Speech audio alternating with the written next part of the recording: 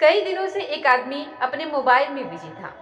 जब उसकी पत्नी उससे पूछती थी कि तुम आखिरकार लगातार मोबाइल में क्या करते रहते हो, इससे पहले तो इतने बिजी पहले कभी नहीं रहते थे, तब वो अपनी पत्नी से कहता है कि मैं तुम्हें एक सरप्राइज देना चाहता हूँ। दरअसल एक कार खरीदना चाहता हूँ और कार कुछ ऐसी होगी जिसे देखने के बाद तुम भी दंग रह जाओगी और जो भी लोग देखेंगे वो भी दंग रह जाएंगे। जब वो रिसर्च कर रहा था, खोज कर रहा था, लोगों से पूछताछ कर रहा था, तभी उसकी नज़र एक विज्ञापन पर पड़ जाती है। विज्ञापन कुछ इस तरीके का होता है कि जो एक कार होती है वो बहुत मजबूत कार होती है और उस पर ईंटों से भरा हुआ ट्रक भी गिर जाता है, बल्कि गिराया जाता है, यह दिखाने के लिए कि इस कार की कितनी मजबूती है। तब वो अपने पत्नी से कहता है कि क्यों ना हम इस कार को खरीद लें। लेकिन जब उस कार की कीमत देखी जाती है तो लगभग उस कार की कीमत होती है 1.5 करोड़ रुपए के आसपास होती है। कार तो खरीद ली जाती है। जब कोई व्यक्ति पूरी शिद्दत, पूरी ईमानदारी, पूरी मेहनत से कमाता है, कमाने के बाद जब अपने सपने पूरे करता है तो फिर ऐसी चीज़ें कभी महंगी नहीं लगती हैं। अच्छा घर, अच्छा रहन सहन, अच्छी कार, ये हर किसी का सपना भी होता है। उसकी जिंदगी में रफ्तार बन रही थी, सब कुछ एकदम ठीक चल रहा था। लेकिन जैसे ही राजस्थान की राजधानी जयपुर में एक हादसा होता है, उस हादसे में कई लोगों की मौत हो जाती है। एलपीजी कंटेनर एलपीजी कंटेनर का जो नोजल होता है उसे टूटने के बाद जिस तरीके से आग लगती है, तो उस आग की गूंज पूरे हिंदुस्तान में फैल जाती है। हर कोई इसी हादसे के बारे में बात कर रहा था। अभी इस हादसे को 24 घंटे का समय भी नहीं बीता था कि ये हादसा हो जाता है और एक ही परिवार के 6 लोग एक कार के अंदर कब्र में दफन हो जाते हैं। और इस पर भी बहुत ज़्यादा चर्चा होती है। चर्चा इस बात की होती है कि जिस कार को सबसे ज़्यादा सुरक्षित माना जा रहा था, आखिरकार उसमें ऐसा हादसा कैसे हो सकता है। आज की इस कहानी के माध्यम से ये समझने की और जानने की कोशिश करते हैं कि आखिरकार उस दिन हुआ क्या था। नमस्कार, स्वागत है आपका हमारे चैनल पर। आज की जो सच्ची घटना मैं आपको सुनाने जा रही हूँ, ये सच्ची घटना है कर्नाटक प्रदेश की राजधानी बेंगलुरु के पास एक जगह लगती है। दरअसल NH58, NH58 जो कि बेंगलुरु और पुणे को आपस में जोड़ता है। इसी में एक बेंगलुरु से लगभग 29 किलोमीटर दूर एक जगह लगती है, नीलमंगला। नीलमंगला टाउन के पास एक तालीकेरे एक जगह लगती है। वहीं पर एक तुमकुरु एक रोड पड़ता है। बात कर रही हूँ 21 दिसंबर 2024 के सुबह लगभग 10:53 के आसपास का ये वाकया होता है। झारखंड का रहने वाला एक लड़का जिसका नाम आरिफ होता है। आरिफ एक कंटेनर पर ड्राइवरी का काम करता था। वो बेंगलुरु की तरफ जा रहा था अपना कंटेनर लेकर के, और जब जा रहा था तो जाते जाते अचानक ही उसके सामने एक नीले रंग की कार चल रही होती है और कार में पता नहीं क्या अचानक होता है कि कार का जो ड्राइवर होता है वो अचानक से ब्रेक मार देता है। हालांकि उसके उस कंटेनर की जो स्पीड होती है 40 के आसपास उसकी स्पीड होती है और वो उस कंटेनर की स्पीड को, क्योंकि उसमें वजन बहुत ज़्यादा होता है, इसीलिए जैसे ही कार वाले ने अपना ब्रेक लगाया, ब्रेक लगाते ही अब आरिफ ये समझ नहीं पा रहा था कि आखिरकार ब्रेक लगाऊं, साइड में लूं, इस साइड में लूं, उस कुछ समझ नहीं पा रहा था। तो ऐसी स्थिति में उसने अपने कार को, अपने एक ट्रक कंटेनर को इस साइड में घुमाने की कोशिश की और जो कार वाला होता है जिसने कार में ब्रेक मारी थी, उसने ब्रेक मारी और उसके बाद कार को लेकर के आराम से निकल जाता है। अब आरिफ जैसे भी कोशिश कर रहा था कि कोई हादसा ना हो, कहीं किसी को कोई चोट ना लग जाए, उसको खुद को भी चोट ना लग जाए। उसके कंटेनर के अंदर लगभग स्टील का सामान भरा हुआ था। 26 टन उसके अंदर वजन बताया जाता है। ये 26 टन यानी कि 260 कुंटल उसके अंदर वजन होता है।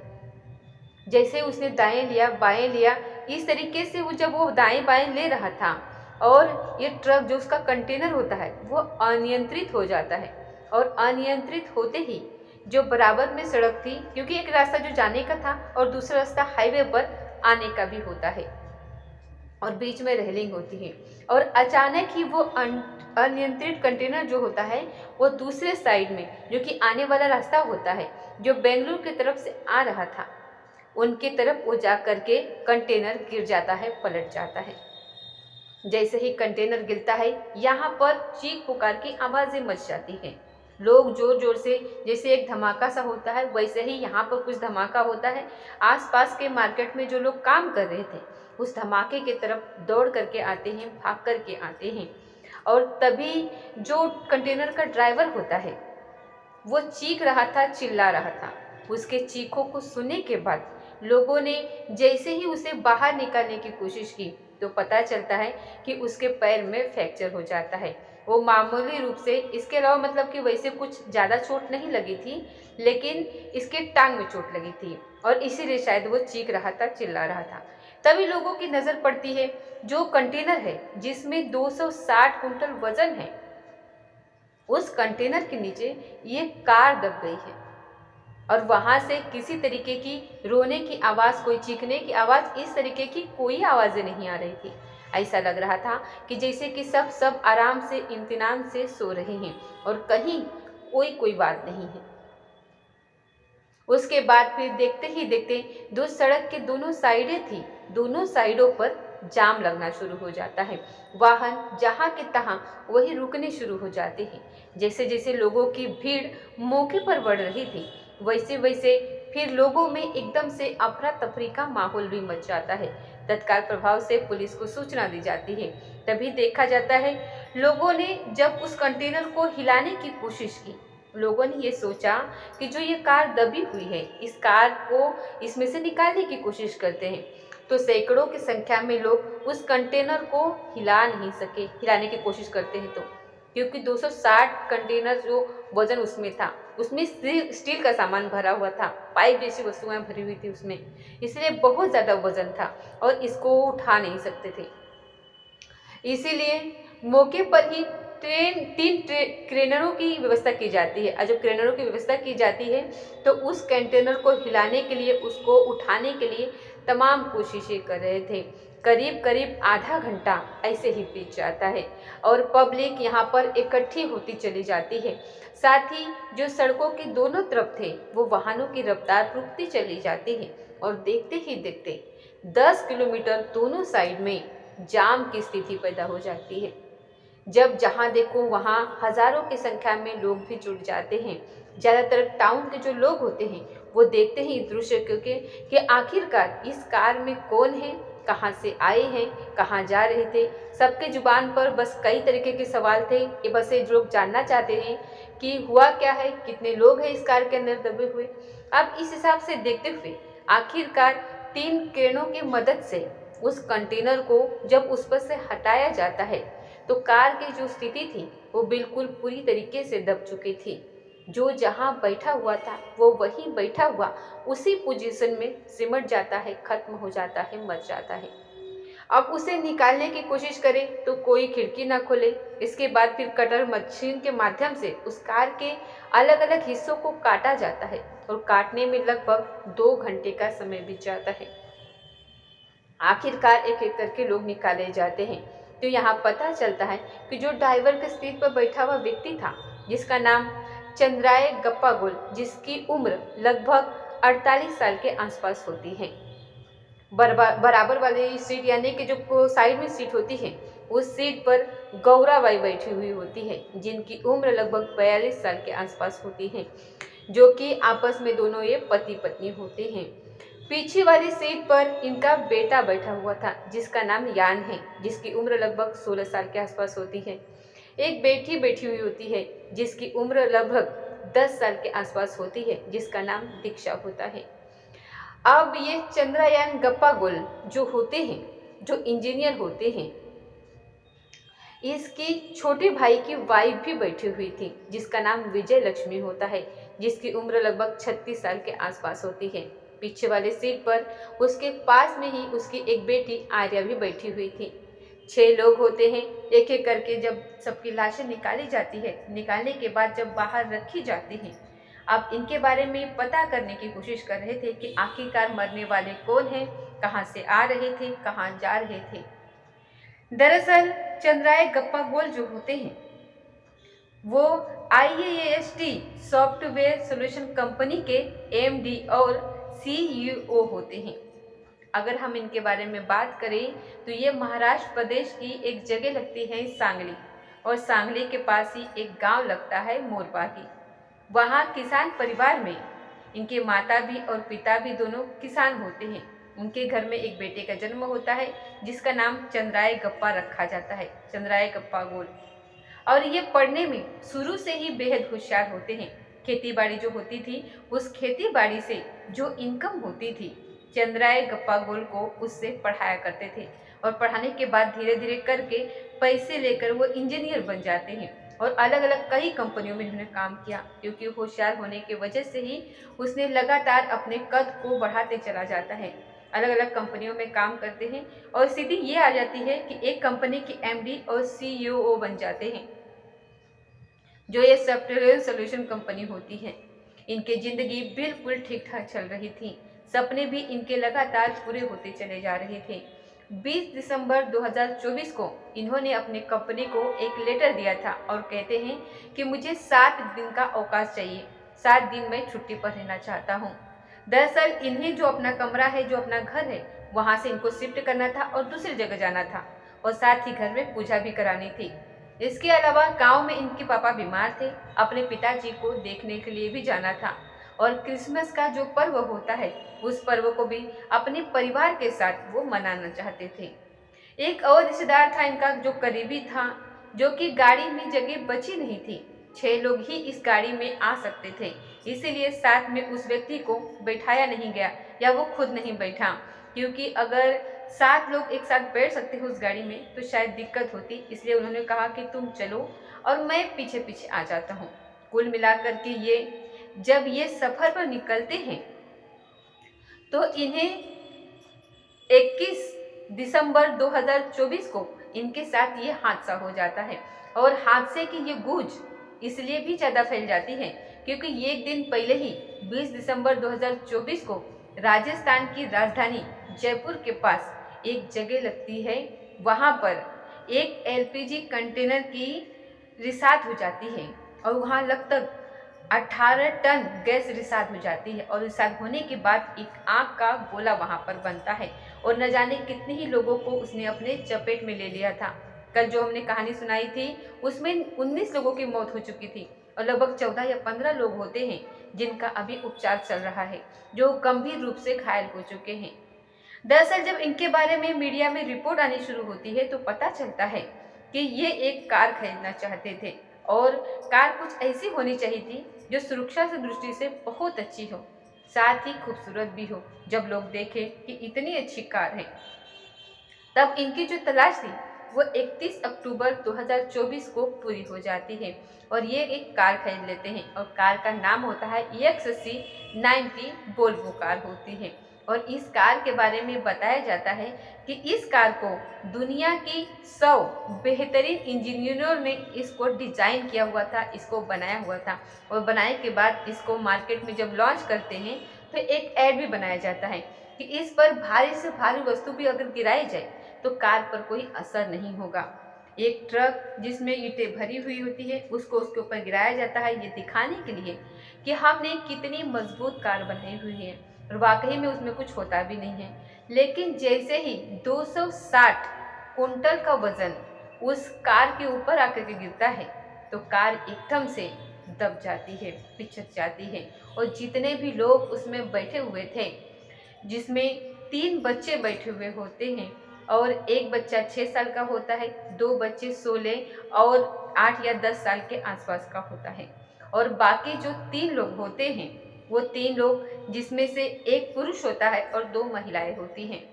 6 की मौत से एकदम से हड़कंप से मच जाता है और इस बात को लेकर के काफ़ी आपत्ति भी होने लगती है। इस कार को लेकर के तरह तरह की रिव्यू भी लोग देने लगते हैं।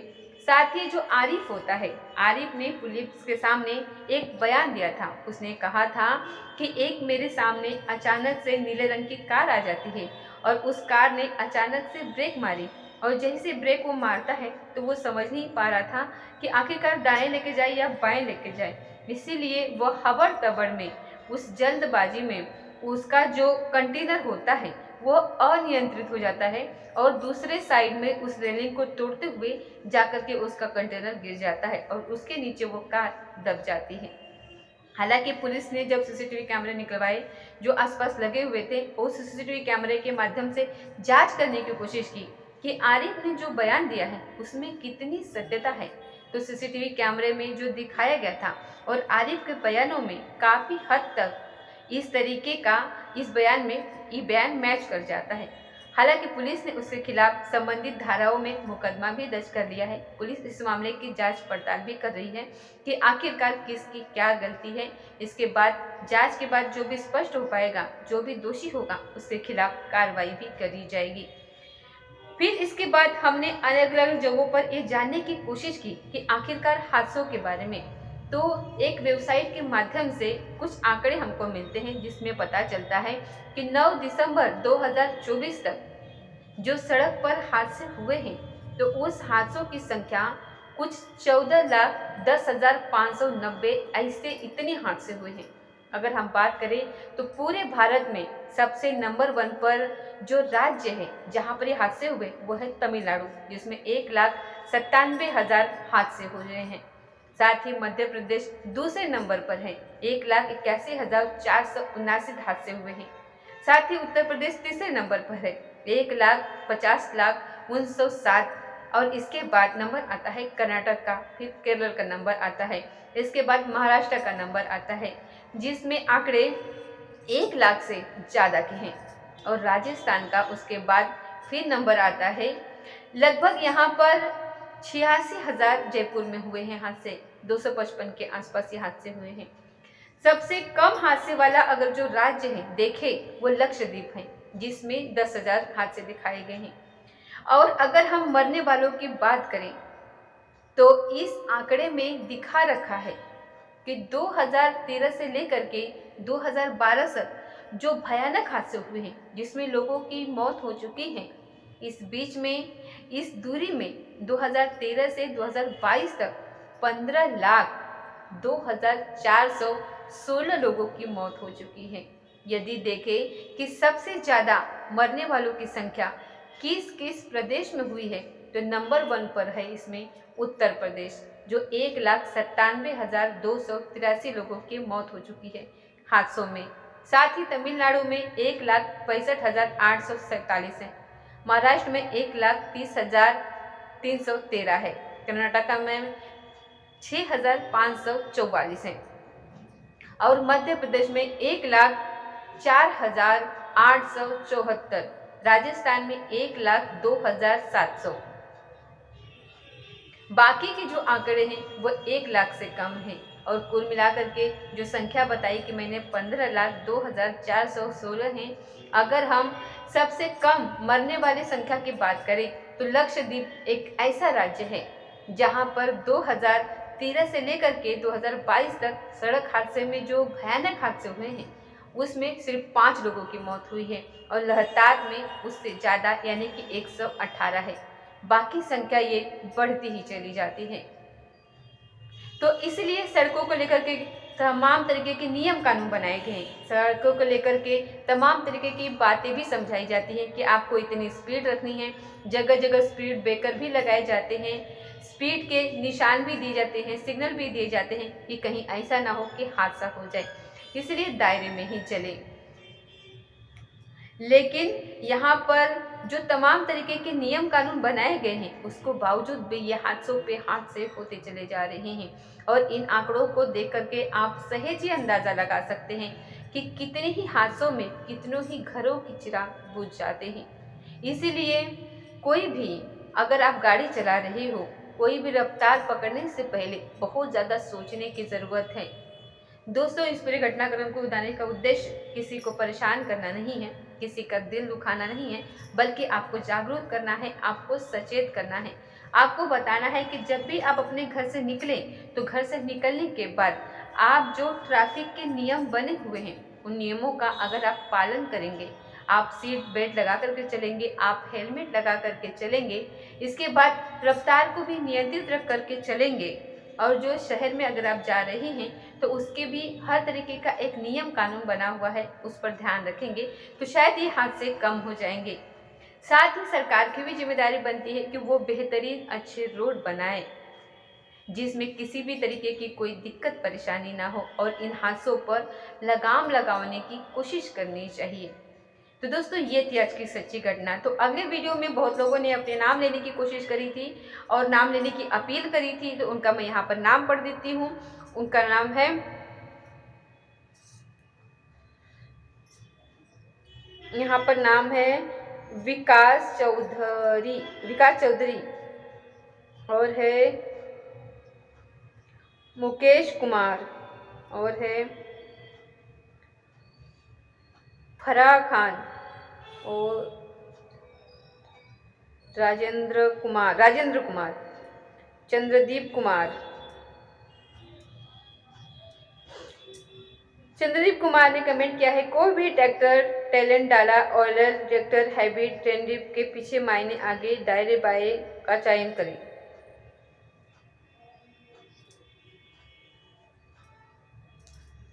बहुत ही दुखद, भगवान ऐसी किसी को साथ ना हो पाए, मौत कब किसे आ जाए आगोश में ले ले कोई नहीं कह सकता। इसलिए हाँ देखिए, यहाँ राकेश शर्मा ने कमेंट किया है कि बहुत ही दुखद, भगवान ऐसी घटना किसी के साथ ना हो, किसी को ऐसी मौत कभी किसी को अपने आगोश में ले ले कोई किसी को नहीं कह सकता। इसलिए अच्छे काम करते चले, पता नहीं कौन सा दिन किसका आखिरी हो। दोस्तों ये थी आज की सच्ची घटना। मिलते हैं अगली किसी सच्ची घटना के साथ, तब तक जय हिंद जय भारत।